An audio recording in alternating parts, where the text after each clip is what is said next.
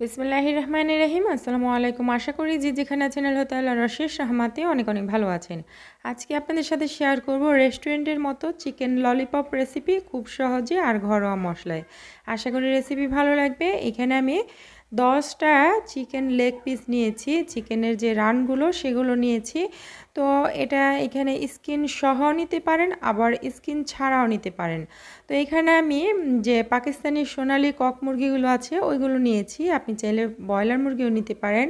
তো এরপর হচ্ছে এই যে মুরগির পায়ের উপরের অংশটা থেকে মাংসটাকে নিচের দিকে নামিয়ে নিতে হবে। এই জন্য আমি একটা কেচি দিয়ে প্রথমে একটু ছাড়িয়ে নিচ্ছি, এতে করে খুব সহজেই কাজটা হয়ে যাবে।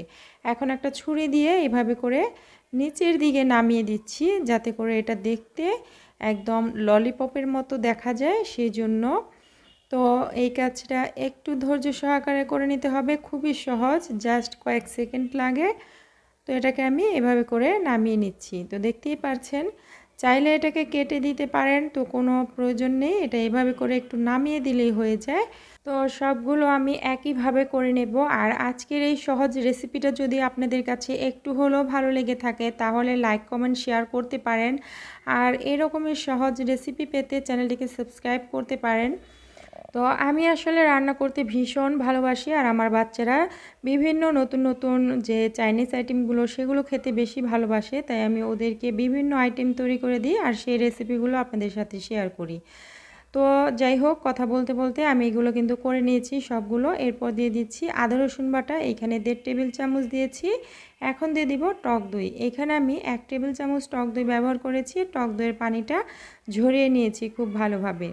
তো এখন এর মধ্যে দিয়ে দিচ্ছি লবণ, লবণটা স্বাদ অনুযায়ী দিতে হবে। এরপর দিয়ে দিচ্ছি সয়া সস, এখানে 1.5 চা চামচ পরিমাণে দিয়েছি। আর এই সয়া সসটা আমার ঘরে তৈরি করা, এর রেসিপি অলরেডি চ্যানেলে আছে, চাইলে দেখে নিতে পারেন। লিঙ্ক দিয়ে দিব ডেসক্রিপশন বক্সে। তো এরপর 1 চা চামচ দিয়ে দিয়েছি গোলমরিচের গুঁড়া, 1 চা চামচ ভাজা জিরার গুঁড়া, 1 চা চামচ ধনিয়া গুঁড়া এবং 1/2 চা চামচের একটু বেশি দিয়ে দিলাম গরম মশলার গুঁড়া। তো এখন এর মধ্যে দিয়ে দিব টেস্টিং সল্ট, এটা চাইলে স্কিপ করতে পারেন, তবে সব রেস্টুরেন্টেই কিন্তু টেস্টিং সল্টটা ব্যবহার করা হয়, তাই আমি এখানে ব্যবহার করেছি। এরপর দিয়ে দিচ্ছি লাল মরিচের গুঁড়া, এইখানে 1.5 চা চামচ পরিমাণে, তবে আপনি আপনার স্বাদ অনুযায়ী এখানে অ্যাডজাস্ট করে নিতে পারেন। এরপরে হাত দিয়ে খুব ভালোভাবে মেখে নিতে হবে এই মশলাটা, খুব ভালোভাবে হাত দিয়ে মেখে তারপর এটাকে রেস্টে রাখতে হবে। তো আমি এটাকে মেখে নিয়েছি, এখন 2 ঘন্টার জন্য ঢেকে রেস্টে রেখে দিচ্ছি। অবশ্যই 2 ঘন্টা রেস্টে রাখতে হবে, এর চেয়ে বেশি রাখলে আরও বেশি ভালো হয়, এতে করে মশলাটা এই চিকেনের ভেতরে খুব ভালোভাবে ঢুকতে পারে। 2 ঘন্টা পর আমি হাত দিয়ে আবার খুব ভালোভাবে মেখে নিয়েছি। এখন এই যে মাংসটাকে খুব ভালোভাবে নিচের দিকে নামিয়ে ললিপপের মতো করে নিয়েছি। এখন আমি এখানে 1/2 কাপ নিয়েছি কর্নফ্লাওয়ার, এর মধ্যে সামান্য একটু লবণ আর 1/4 চা চামচ গোলমরিচের গুঁড়া দিয়ে মিশিয়ে নিয়েছি। এখন 2টা ডিম নিয়েছি আর দিয়ে দিচ্ছি সামান্য একটু লবণ, দিয়ে এটাকে আমি খুব ভালোভাবে একটু ফেটিয়ে নিচ্ছি। তো এখন ওই চিকেনটাকে এই কর্নফ্লাওয়ারের মধ্যে খুব ভালোভাবে একটু কোট করে নিচ্ছি। তো এই কোটিংটা একটু ভালোভাবে করতে হবে। এরপর আমি এটাকে দিয়ে দিব ডিমের গোলায়, ডিমের গোলায় একটুখানি ডুবিয়ে নিচ্ছি। তো সব জায়গায় যেন লাগে সেটা খেয়াল রাখতে হবে।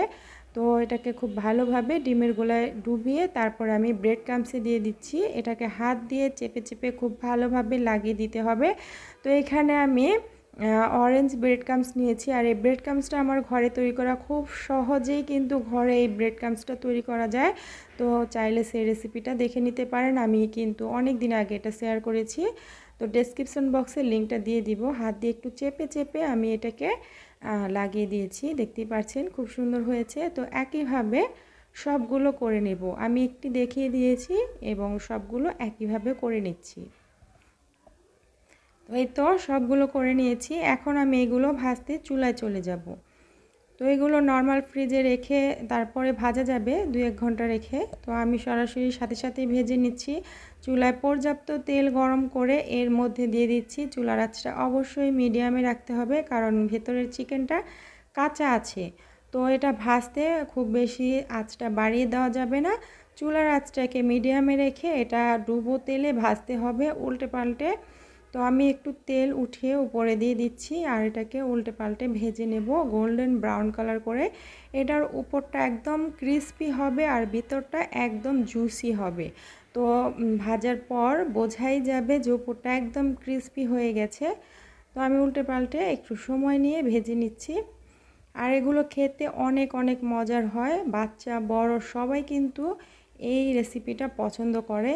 তো প্রতিদিন একই খাবার না খেয়ে একটু অন্যরকমভাবে ট্রাই করতে পারেন, এতে করে বাচ্চারা কিন্তু অনেক অনেক খুশি হয়ে যায়।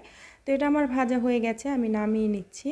তো আমি সবসময় চেষ্টা করি একদম সহজভাবে ঘরোয়া মশলায় ঘরোয়া পদ্ধতিতে রেসিপিগুলো শেয়ার করতে, যাতে করে এই রেসিপিগুলো খুব সহজেই যে কেউ ঘরে তৈরি করে নিতে পারে। যে কখনো রান্না করেনি সেও কিন্তু এই রেসিপিগুলো তৈরি করতে পারবে। তো এই রেসিপি নিয়ে যদি আপনাদের কোনো প্রশ্ন থাকে তাহলে কিন্তু অবশ্যই কমেন্টে জানাতে পারেন। আমি কমেন্টে রিপ্লাই সাথে সাথে দেওয়ার চেষ্টা করি, আর আপনাদের কমেন্ট পড়তে এবং রিপ্লাই দিতে আমার অনেক অনেক ভালো লাগে।